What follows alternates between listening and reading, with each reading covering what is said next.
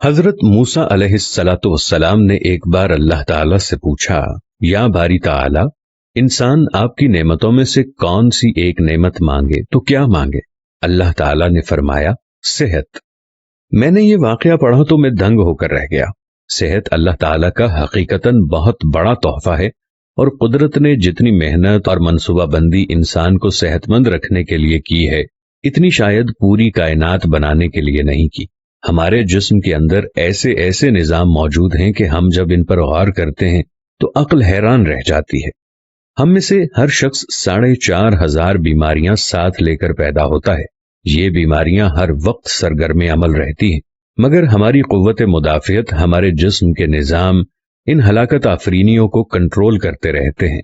مثلا ہمارا جسم روزانہ ایسے جراثیم پیدا کرتا ہے جو ہمارے دل کو کمزور کر دیتے ہیں، مگر جب ہم تیز چلتے ہیں، جاگنگ کرتے ہیں یا واک کرتے ہیں تو ہمارا منہ کھل جاتا ہے، ہم تیز تیز سانس لینے لگتے ہیں۔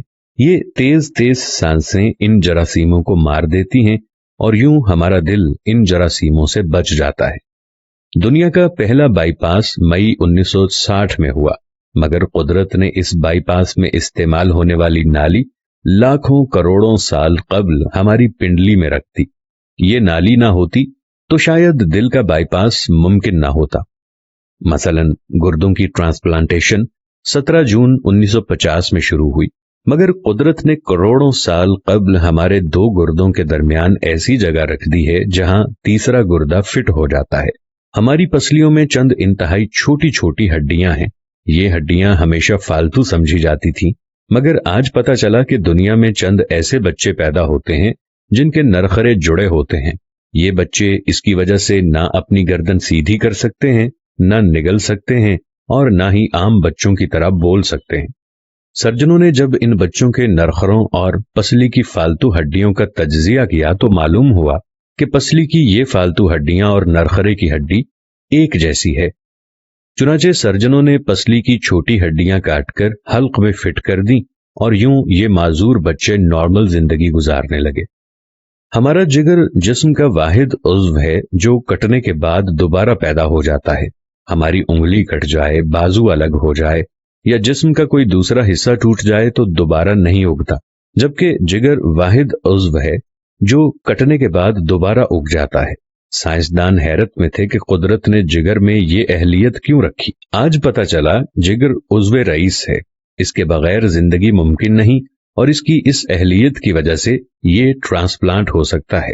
آپ جگر دوسروں کو ڈونیٹ کر سکتے ہیں۔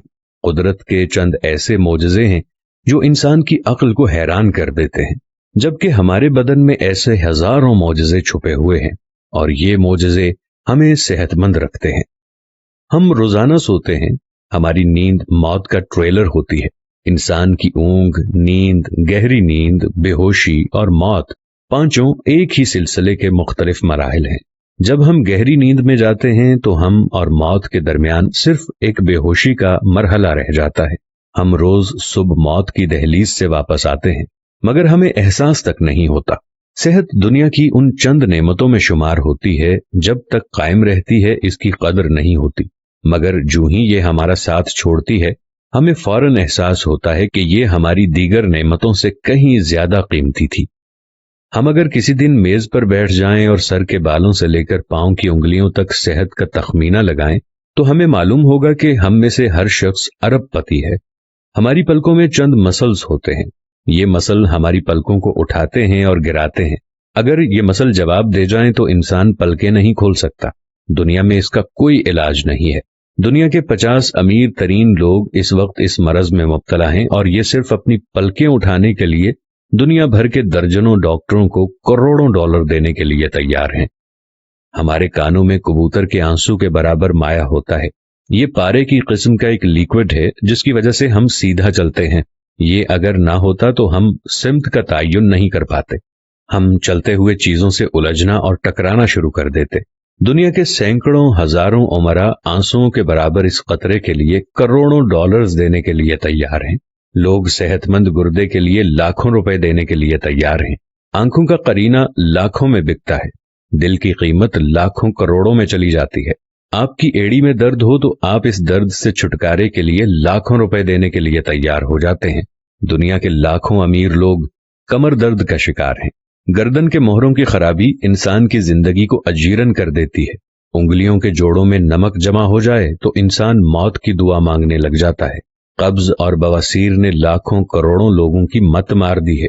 दांत और दाढ़ का दर्द रातों को बेचैन बना देता है। आधे सर का दर्द हजारों लोगों को पागल बना रहा है।